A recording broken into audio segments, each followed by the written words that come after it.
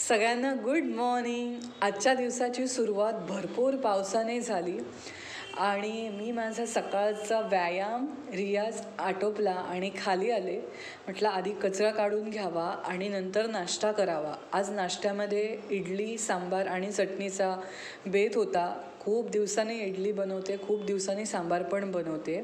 हल्ली मी ते सगळं बनवायला कंटाळा करते, कारण दोघांसाठी एवढं सगळं सकाळी करत बसायचं म्हणजे कंटाळा येतो.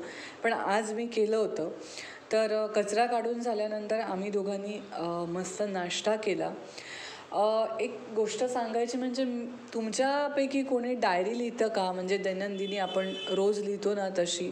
लहानपणी म्हणजे 3री-4थीत असताना आपल्याला शिकवायचे ना दररोज दैनंदिनी लिहायची आणि डायरी मेंटेन करायची वगैरे. तर तशी मी जवळजवळ 2 ते 3 वर्ष केली. 3 वर्ष केली मी. आणि यावर्षी ते माझं सगळं बंद झालं. तर ती डायरी माझ्या हाताला लागली होती आणि ते मी चाळत बसले होते.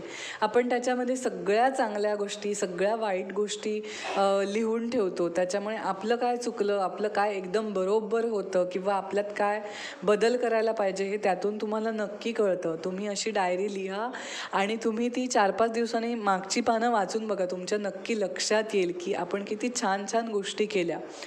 तर आज मी एका गाण्याचं रेकॉर्डिंग केलं, ज्याची लिंक मी खाली देते डिस्क्रिप्शनमध्ये. मराठी गाणं आहे आशा भोसलेजींचं. तर तुम्ही ती जाऊन लिंक नक्की बघा. तर या गाण्यासाठी म्हणजे शूट करण्यासाठी मोठं काही सेटअप मी तर वापरत नाही. एक छोटासा स्टँड आणि एक मोबाईल एवढंच असतं आणि उजेड लागतो बस. त्याच्यासाठी मी माझ्याकडे लाईट्स आहेत त्या वापरते, किंवा दुपारचं वगैरे शूट केलं तर सूर्यप्रकाश आपल्याला मिळतो म्हणून मी दरवाजात येऊन शूट करते.